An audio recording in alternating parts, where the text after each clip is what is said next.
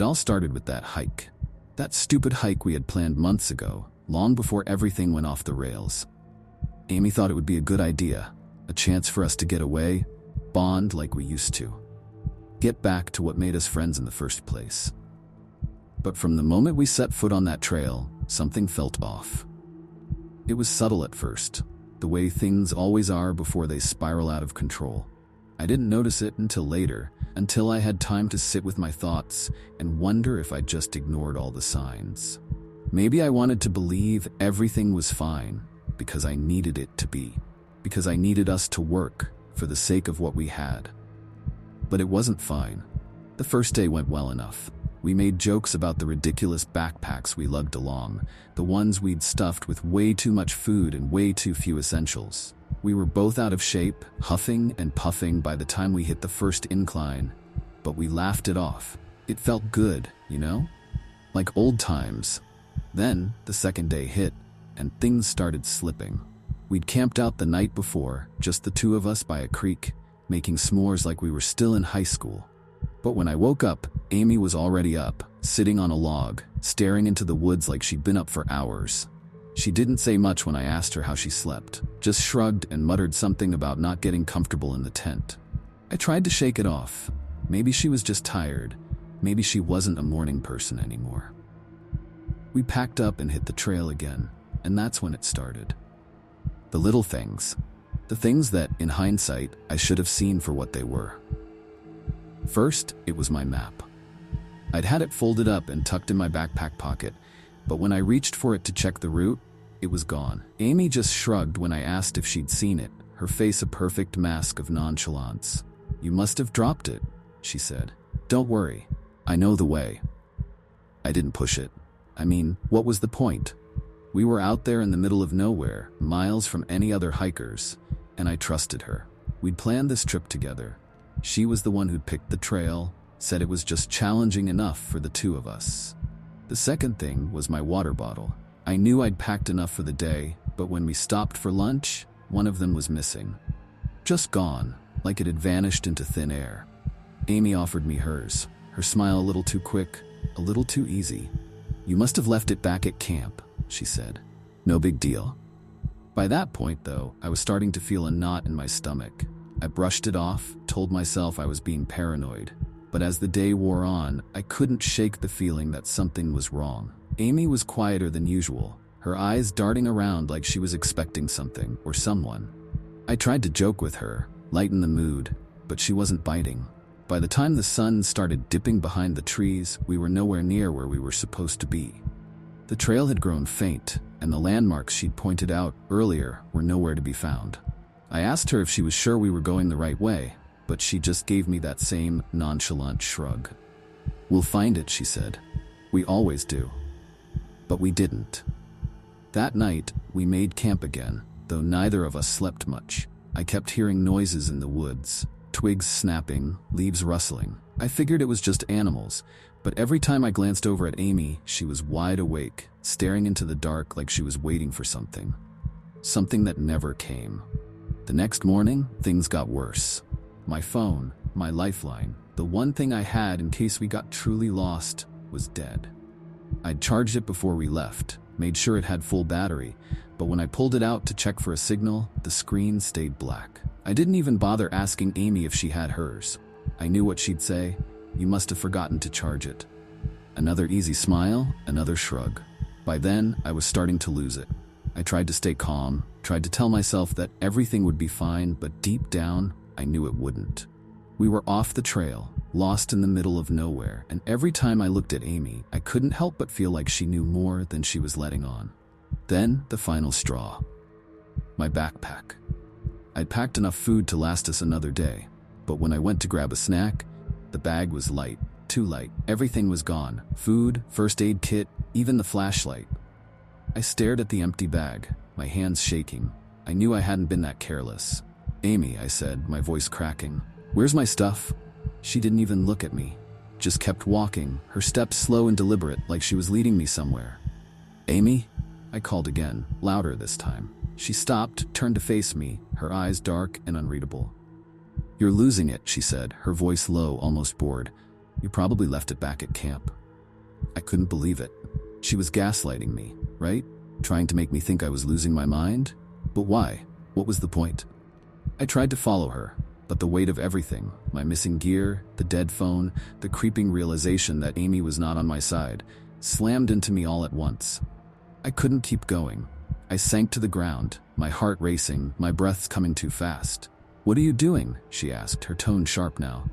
"We need to keep moving." "No," I snapped, my voice trembling. "Not until you tell me what's going on." She stood there, watching me with an expression I couldn't read. For a moment, I thought she might actually explain herself, might confess to whatever game she was playing, but instead she just smiled, cold, detached, like I was some kind of nuisance. "You always overthink everything," she said, turning away from me. "That's your problem." And then she started walking again, leaving me behind. I don't know how long I sat there, staring after her. Minutes, maybe hours. But eventually I stood up, my legs weak beneath me, and followed her. What choice did I have? I wasn't about to die out there, lost and alone in the middle of nowhere, but I couldn't shake the feeling that, for Amy, that had been the plan all along. We didn't talk for the rest of the day. She led, and I followed, the silence between us growing heavier with each step. I didn't trust her anymore, couldn't trust her, but I didn't have the strength to confront her again. When we finally reached the trailhead, my legs gave out from sheer exhaustion. I collapsed onto the gravel, staring up at the sky, my heart hammering in my chest. And Amy? She just walked on, like nothing had happened. I haven't spoken to her since. Now, looking back, I wonder if I was overthinking it all. If I really did just lose my map, drop my water bottle, forget to charge my phone. But then I remember the way she smiled at me, cold, distant, like I was already a ghost. And I know deep down that it wasn't all in my head.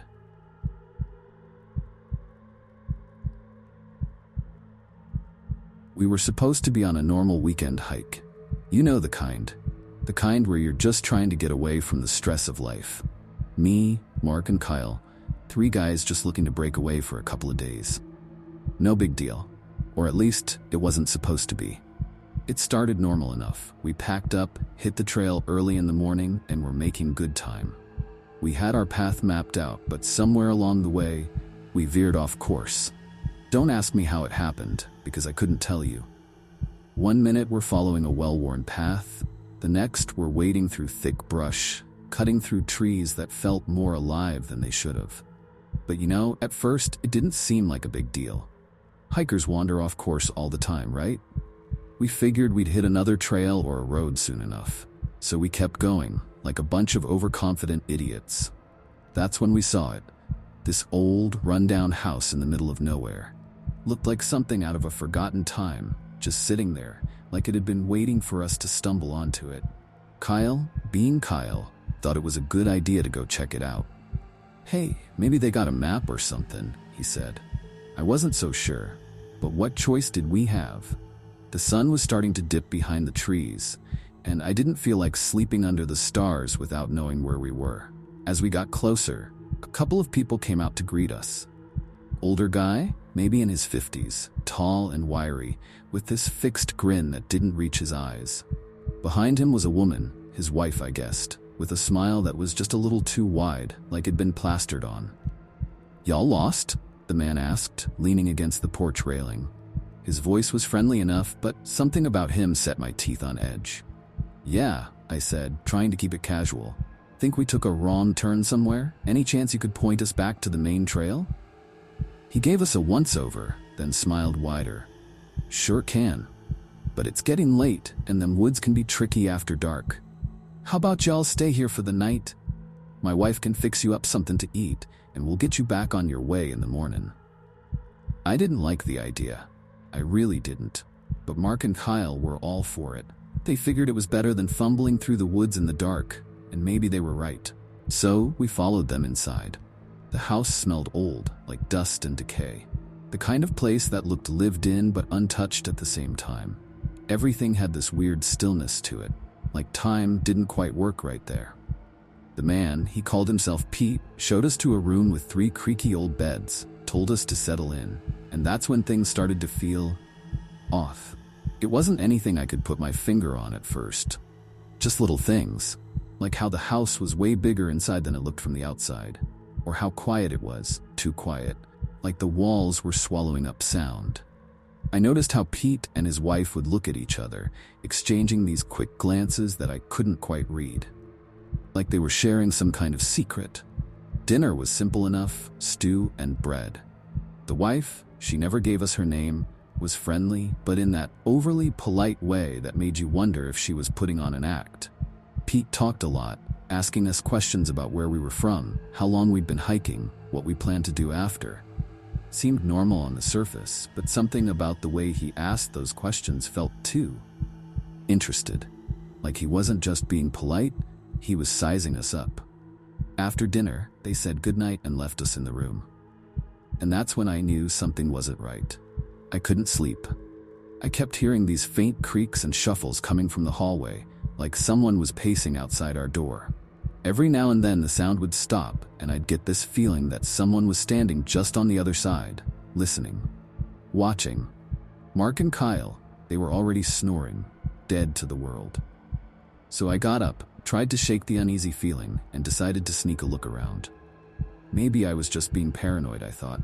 But when I crept out of the room and down the hallway, I saw it. The back door, the one that led outside, it was bolted.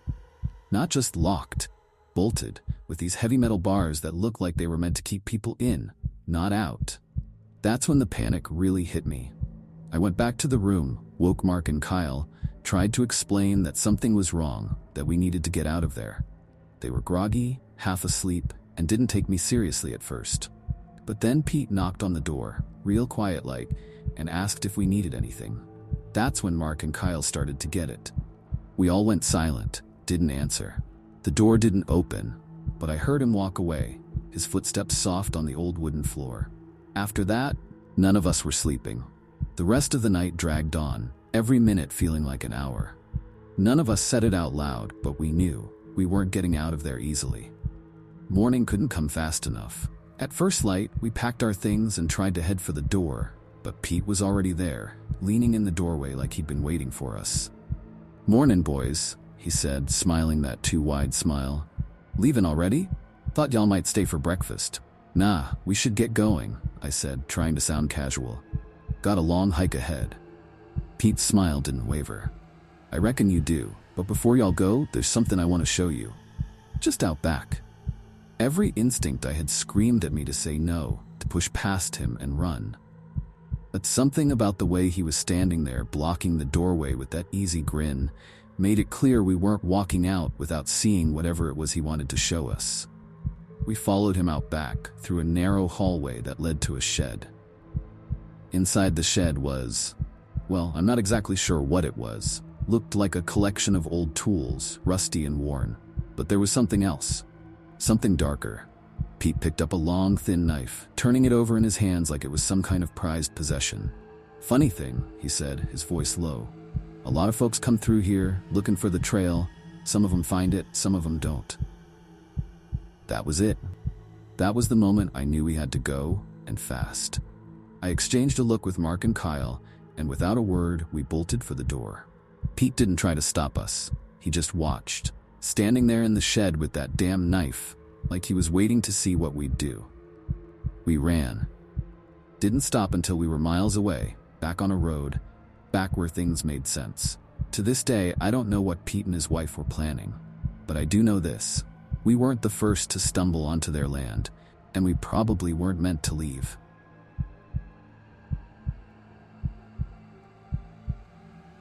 I didn't think much about it at first. We were just a group of friends trying to get away for the weekend, blow off some steam. We'd all worked crazy hours that week. Mike stuck at the law firm, Karen juggling 2 jobs, and me, well, I was just tired of looking at screens all day.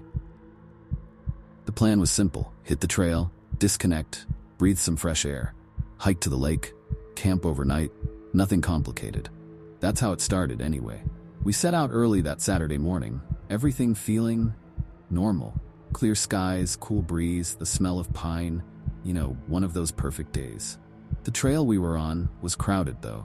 I guess we weren't the only ones with the bright idea to hike that weekend. There were families, couples, groups of guys just like us. It felt more like an amusement park than the wilderness, so when Mike mentioned taking a shortcut, I wasn't against it. It was Karen who was hesitant. "Guys, I don't know, it says no trespassing," she said, pointing to a rusted, barely legible sign posted on an old fence at the side of the trail. "Yeah, but those are more like suggestions, right?" Mike joked. That's how he was. Always had a smart-ass comment. "We'll just cut through here, avoid the crowds, and be at the lake in no time." It made sense, in theory. And honestly, we were all a little tired of walking in a straight line behind the tourist parade.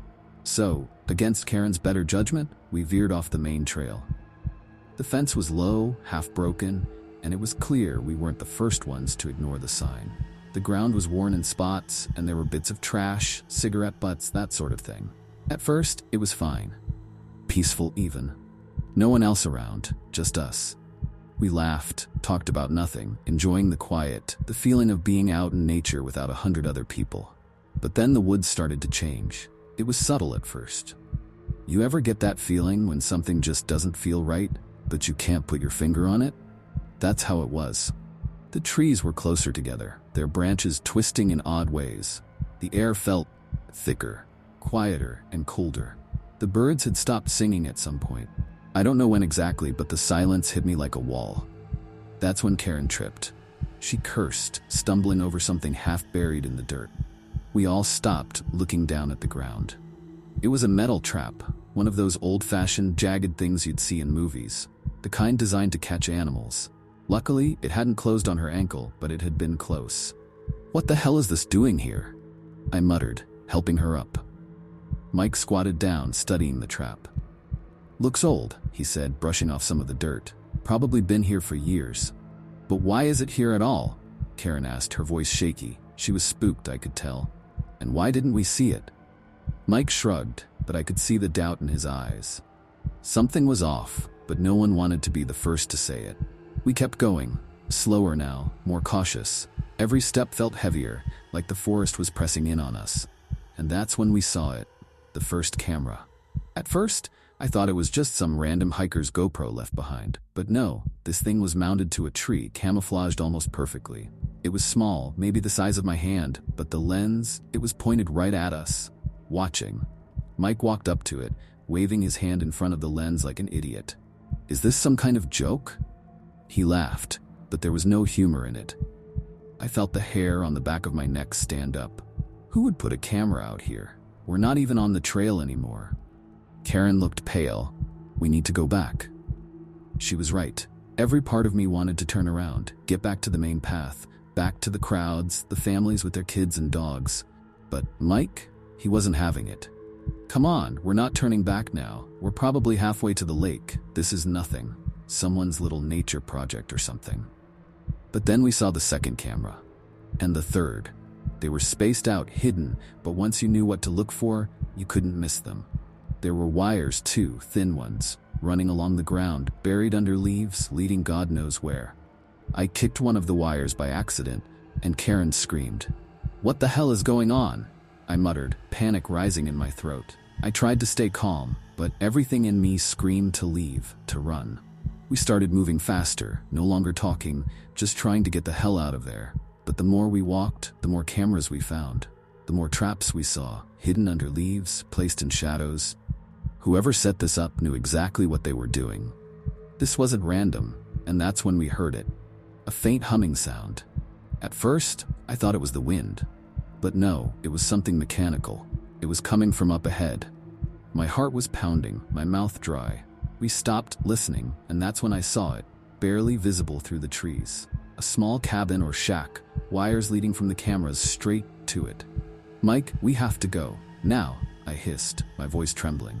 But he was already walking toward it, curiosity getting the best of him. He motioned for us to follow, like this was some grand adventure, like we were in a damn movie.